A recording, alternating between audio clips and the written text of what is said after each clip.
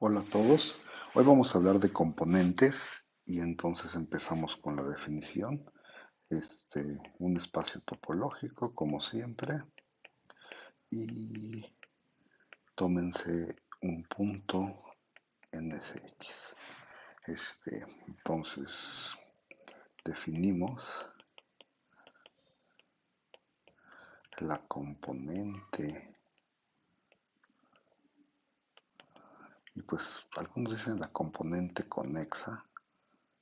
Yo casi siempre voy a decir componente, pero si en algún momento conocen otro tipo de componente, diré componente conexa, de X, de P en X, como, bueno, primero la vamos a denotar como CP y se define como la unión de todos los subconjuntos de X, de tal manera que A es conexo y P está en A. Ok, entonces la componente es la unión de todos los conexos que tienen A. Entonces vamos a hacer algunas observaciones triviales, diría yo. Observaciones. La primera. La componente es un subconjunto conexo de X. ¿Sí? Pues ¿por qué? Porque es una unión de conexos estos As, y todos tienen al punto P. Entonces es una unión de conexos que tiene intersección no vacía y por el lema de la flor tenemos que entonces la componente es un subconjunto conexo, ¿no? La otra observación inmediata, yo creo, es que CP es el conexo más grande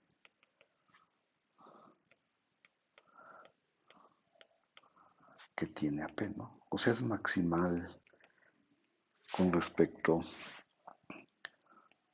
a ser conexo, ¿no? Y eso es más o menos claro porque si uno se toma digamos, otro, pues A conexo, de tal manera que P esté en A, pues entonces por definición este conjunto A es uno de los que están en esta colección y entonces cuando unes, pues todos los puntos de A se quedan ahí, ¿no? Si es un conexo que tiene A, P, entonces A está contenido en la componente, o sea, es el más grande de los conexos que tienen A, P. La tercera, supongo que pues CP es no vacío, pues ¿por qué? Pues porque P está en CP, ¿no? Este, a ver, ¿habrá alguna más que podamos decir así muy rápidamente? Este, mm, Pues a ver, no tan rápido, pero creo que sí es más o menos fácil. CP es cerrado. ¿Y eso por qué? Pues fíjense que, bueno, a ver, pues por todas nuestras observaciones, P está en CDP y este es un conexo, ¿no? Ajá, y entonces, P está en CDP, este es un conexo y por supuesto CP está contenido en su cerradura. Y sabemos que si CP es conexo, entonces la cerradura de CP es conexo. Entonces, este de acá es un conexo que tiene AP. Entonces, tiene que estar en esta colección y por lo tanto está contenido en la unión, ¿no? A ver, por lo tanto, podemos concluir que CDP cerradura está contenido en CDP y eso nos dice que pues, CDP es igual a su cerradura, ¿no? Porque la otra contención siempre se cumple y entonces es cerrado. Entonces, a ver, la componente es un subconjunto conexo maximal, es un conexo, es el más grande que tiene AP, el conexo más grande que tiene AP y es un cerrado. Ajá, esas son observaciones triviales y a lo mejor, no sé si en este momento, pues deberíamos de hacer otra observación trivial. A ver, pues lo voy a poner por aquí. La 5 es que este, la colección de los CPs de tal manera que P es un punto en X, o sea, si junto todas las componentes de cada uno de los puntos de X, esto es una partición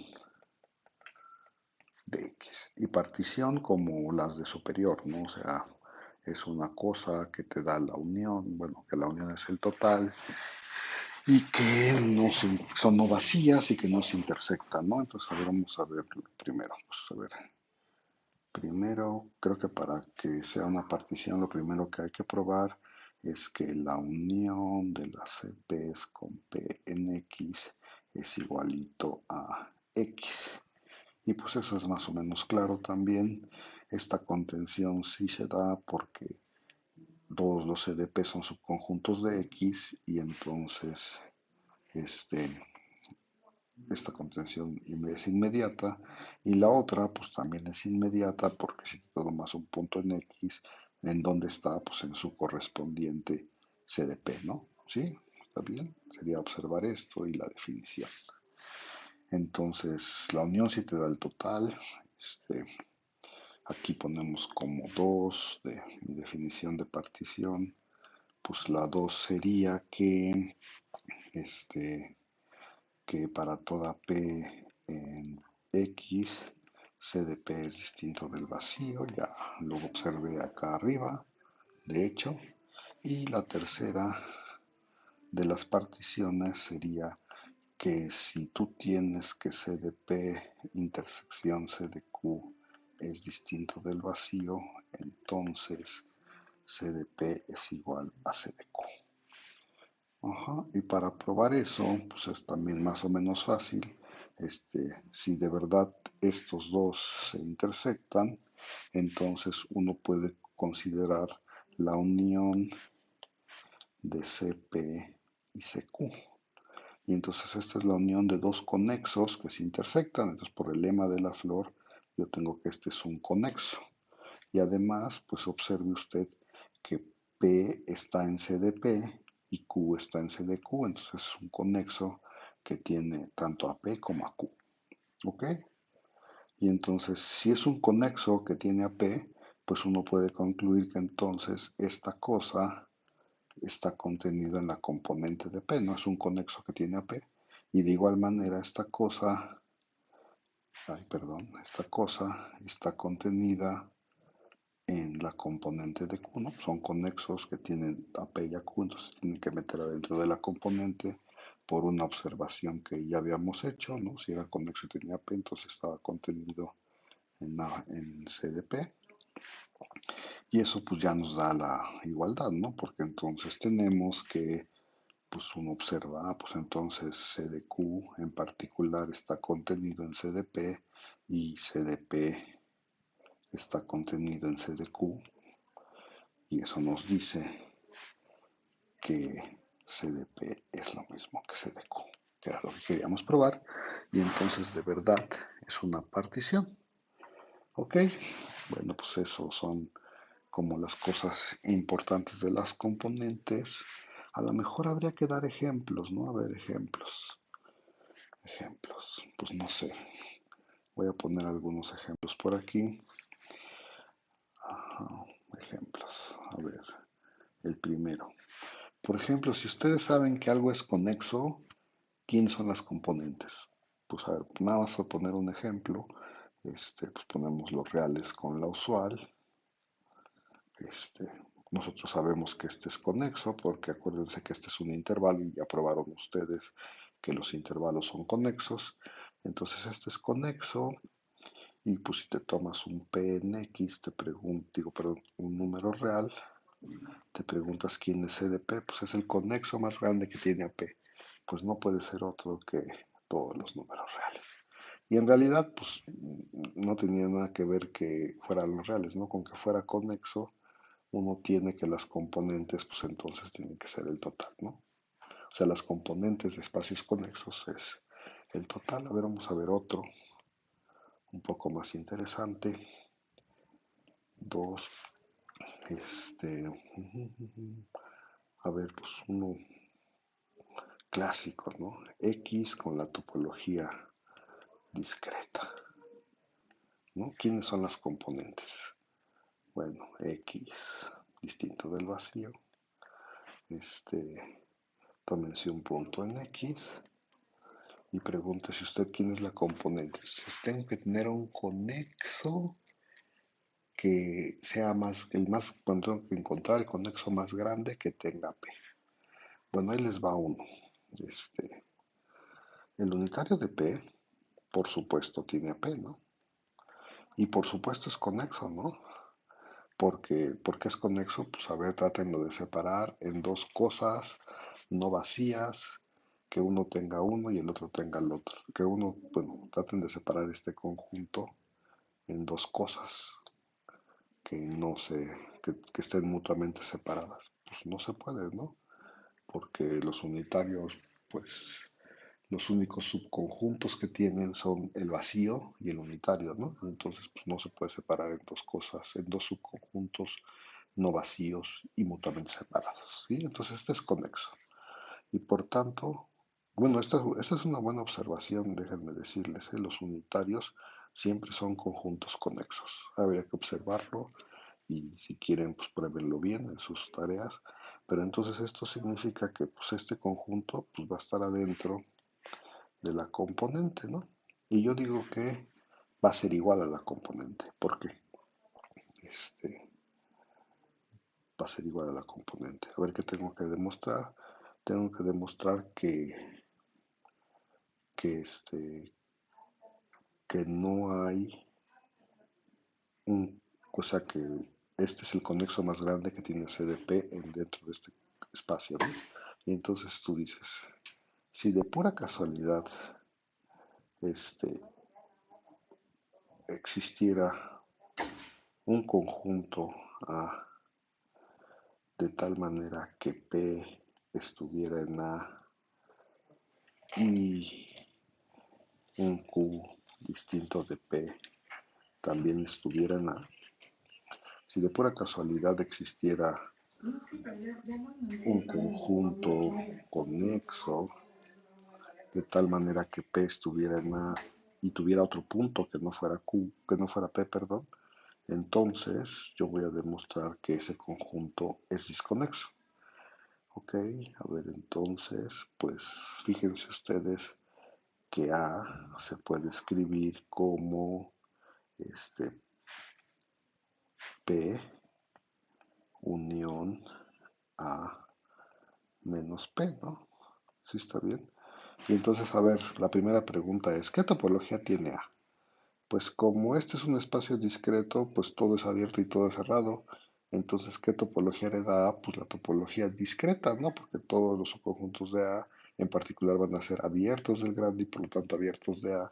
Y todos los subconjuntos de A pues van a ser abiertos del, digo, perdón, sí cerrados del grande y por lo tanto cerrados de A. Entonces, primera observación es que A hereda la topología discreta de X.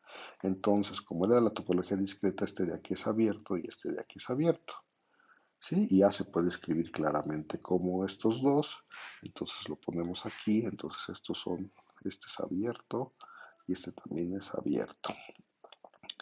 Y además, como dije, cualquier cosa es abierto y en la unión es esto y por supuesto, pues el unitario de P es distinto del vacío porque está P y A menos P es también distinto del vacío, pues porque ahí está Q, ¿no? Y entonces ya lograste escribir a A como la unión de dos abiertos ajenos, por lo tanto A es disconexo. A ver, ¿qué es lo que está diciendo esta pequeña afirmación? Esta pequeña afirmación lo que está diciendo es si tienes, de hecho, si tienes dos puntos distintos, un conjunto que tiene dos puntos distintos y que es discreto, entonces automáticamente es disconexo. Entonces los únicos conexos que pueden tener a P pues son el unitario de P y entonces por lo tanto la componente de P es el unitario de P. ¿Sí está bien? Y entonces ahí está. Ese es el segundo ejemplo. No sé, uno podría pensar bueno, que este espacio están como los puntos muy dispersos, ¿no? Y que por eso nos da que la componente de P es P. Pero a ver, nada más para ver otro ejemplo en donde los puntos no parecen tan dispersos, tomemos los reales con la topología de Sorgenfrey y uno se toma un P ahí, en los reales, y se pregunta, pues, ¿quién será la componente de P, ¿no? ¿Quién será la componente de P? Entonces esa es la pregunta y uno, pues, a ver, voy a poner el mismo argumento solo con un dibujito y ahí se los dejo para que lo hagan en su casa. Voy a hacer un argumento parecido al que hice arriba. ¿Ok? Suponte que tú tienes un A de cardinal mayor o igual que 2, de tal manera que P está en A. Como P tiene cardinal mayor o igual que 2, pues tú puedes encontrar un Q distinto de P que también esté en A. Ajá. Y como estamos en los reales, podemos suponer sin perder generalidad pues, que P es más chiquito que Q. ¿Ok? Y bueno, y ya hice mal mi dibujo, entonces voy a borrar esta línea, la voy a poner un poquito más en medio para que no esté todo tan encimado. Entonces ahí están los reales, ¿no? Y entonces dice, si tú tuvieras de pura casualidad otra vez un conjunto de por lo menos dos puntos que tiene a P, entonces debe tener otro punto y puedes suponer que P es más chiquito que Q, entonces pintamos acá, no sé, por aquí debería de estar P, por aquí debería de estar Q, y es más chiquito, ¿no? Y entonces, pues a ver, voy a ponerlo por acá. Entonces considere usted, pues como este es menor, por aquí en medio puedo encontrar algo, de hecho un racional, pero no lo voy a decir. Y entonces considere usted A intersección con el intervalo menos infinito hasta R. Y considere usted A intersección con el intervalo desde R hasta infinito. Voy a comentar dos cosas. Fíjense que este es un abierto, porque acuérdense que es un abierto usual y todos los abiertos usuales son abiertos en la de Sorgenfrey. Y este ya habíamos dicho que es un abierto, ¿no? Se puede escribir como la unión con n en los naturales de el intervalo cerrado en R y por ejemplo aquí R más n, esa unión, y entonces pues es una unión de abiertos y nos da como resultado bueno, no es muy difícil ver que este es un abierto, y entonces cuando intersecto con A obtengo un abierto de A y este es un abierto de A, y por supuesto este A es igual, A es igual a la unión de A intersección menos infinito R con A intersección R infinito, ¿ok? Y entonces, ¿qué acabo de hacer? Pues acabo de, a ver, voy a hacer un dibujito acá arriba. Lo que me tomé en realidad fue abierto para acá, ese era uno, todo esto, ese es uno, y el otro era cerrado y para acá, ese era el otro, ¿no? Pues acabo de ver que cuando yo intersecto esos dos intervalos con A, obtengo todo A, son abiertos en A, uno tiene a P y otro tiene a Q. Entonces, si tienes un conjunto que tiene más de dos puntos, lo que acabo de probar es que ese conjunto es disconexo en la recta de Sorgenfrey. Y entonces, pues, ¿quién será la componente de P? Pues a la componente de P no le queda hacer más que el unitario de P. ¿Sí está bien? Y entonces, a ver, aquí como que pues en realidad es un poco contrastante, porque este ejemplo que parecían los puntos muy dispersos, pues sí como que uno dice, ah, sí, pues las componentes tienen que ser unitarios. En la cosa no parece tan dispersa, pero igual las componentes son unitarios, ¿sí está bien? De hecho, este argumento uno lo podría resumir como, si tienes un conjunto de más de dos puntos adentro de la recta de Sorgenfrey, ese conjunto es disconexo. Ahí está la desconexión, ¿no? Bueno, ese es otro ejemplo. Pues no sé, creo que voy a dejarlo ahí con esos ejemplos. Las componentes juegan un papel muy importante, por ejemplo, para determinar si dos espacios son homeomorfos, o algo así. Pero bueno, quiero probar una proposición más. Este, a ver, proposición. Y entonces, a ver, pues aquí estaba a hablar del producto, ¿no? Entonces empezamos con una familia de espacios topológicos indexada por un conjunto lambda, familia de espacios topológicos, ¿no? Y un X en el producto. Ok. Sean C, la componente, voy a poner aquí CX, la componente de X pues en el producto, ¿no? Ajá. Y para cada alfa en el conjunto de X, se, pues le voy a poner así, X sin gorrito alfa, la componente de X alfa en el espacio X alfa. ¿Sí está bien? A ver, lo que estoy tratando de decir es que me tomo la componente de un punto en el producto y para cada una de sus coordenadas me tomo esta, la componente de su correspondiente coordenada en el espacio X alfa. Y entonces lo que dice esta proposición es que si yo quiero saber quién es bueno, que la componente de X es exactamente el producto de las componentes coordenada. ¿Sí está bien? O sea, si quiero saber quién es la componente en el producto, pues solo me fijo las componentes en cada una de las coordenadas y las multiplico. O si yo tengo las componentes en cada una de las coordenadas, pues ya sé que la componente del producto es el producto de ellas. Bueno, y entonces, a ver, vamos a probar esta proposición. La prueba debería de ser muy fácil. Ok, entonces, ¿cuál contención debe de ser más o menos fácil? Quiero probar que estos dos son iguales.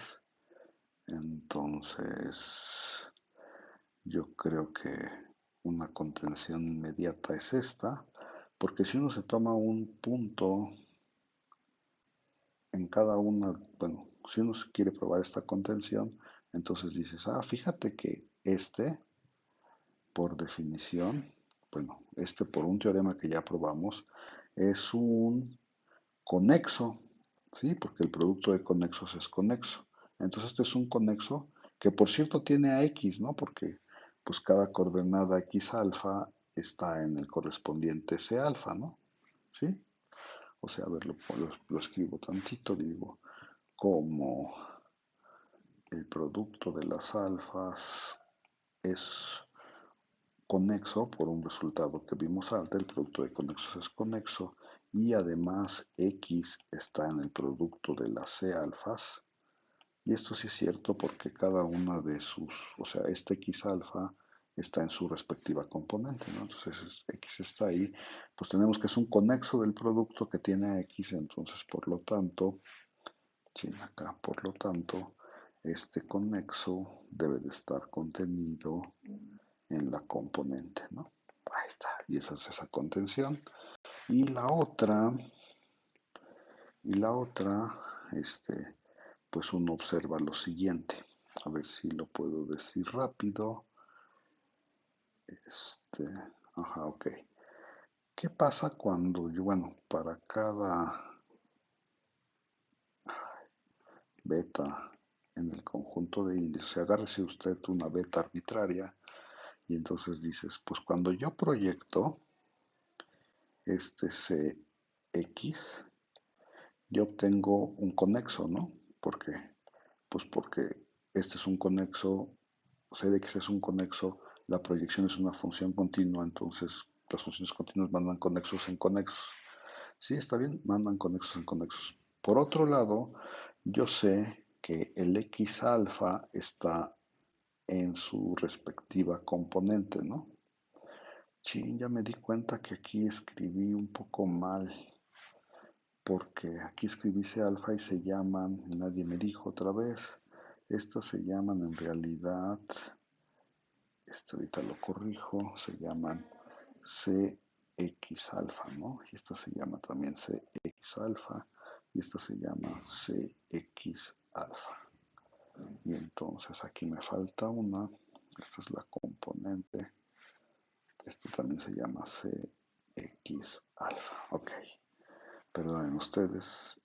Bueno, y entonces uno dice, bueno, regresemos. Entonces sacáramos un índice arbitrario beta y dices, pues proyecto es la componente, obtengo un conexo que además, pues este conexo tiene al X beta, ¿no? Porque acuérdense que como, bueno, lo pongo aquí, como,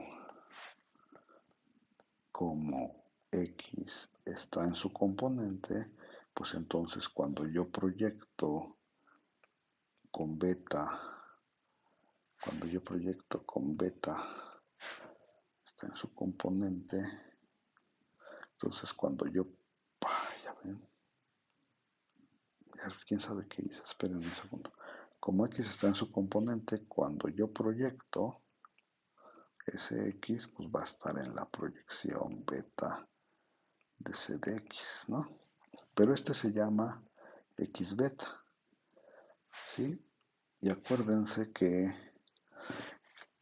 habíamos llamado a CX beta como la componente del punto X beta. Entonces es un conexo que tiene X beta y entonces debe de quedar adentro de la componente. ¿Sí está bien? Y entonces cuando yo proyecto, esto se queda dentro de la componente y entonces eso ya me dice que pues entonces esto, C de X, está contenido en el producto de las X alfas de las Cs X alfas con alfa en el conjunto de índices. ¿Por qué? Pues cada vez que agarro un punto aquí y lo pasa, cada vez que proyecto esto voy a caer, cada vez que proyecto a este con un alfa, voy a caer adentro de este, pues entonces tiene que estar en su producto, ¿no?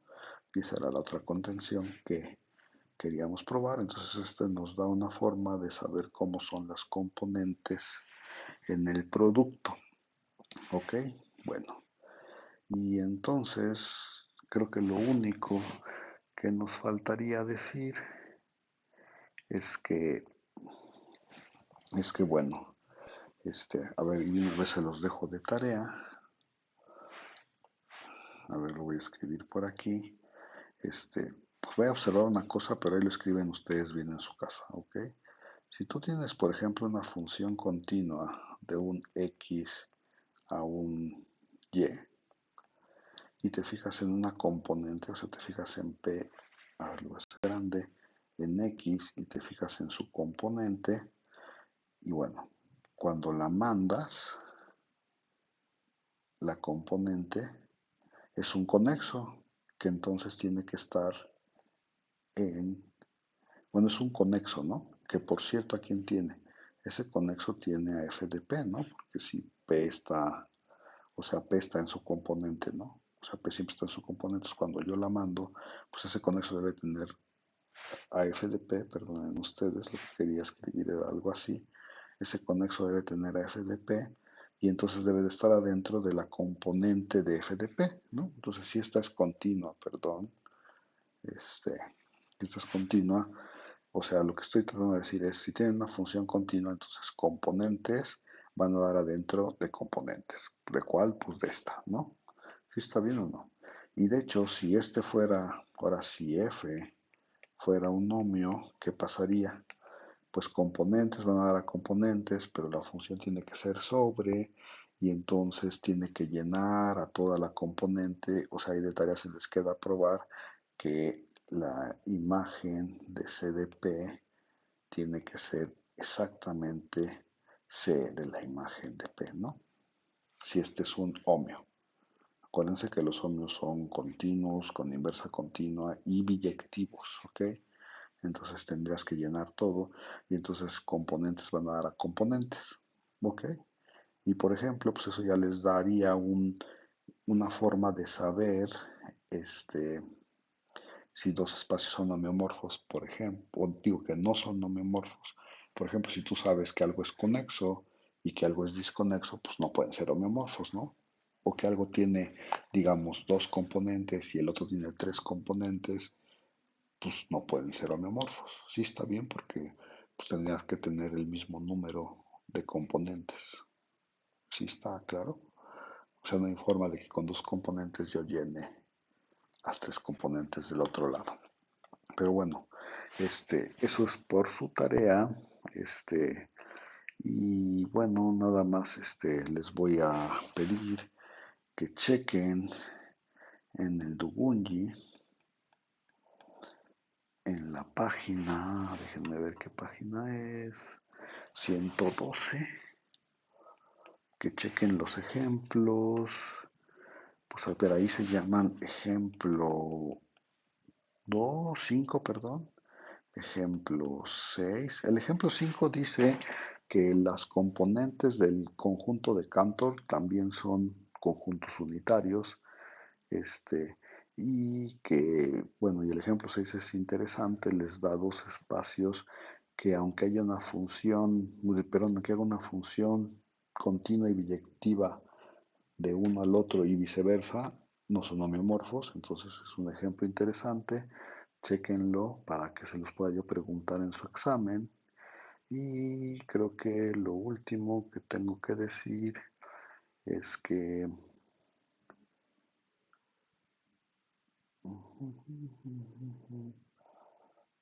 sí, pues de una vez chequen también el ejemplo. Estos están en la página 111.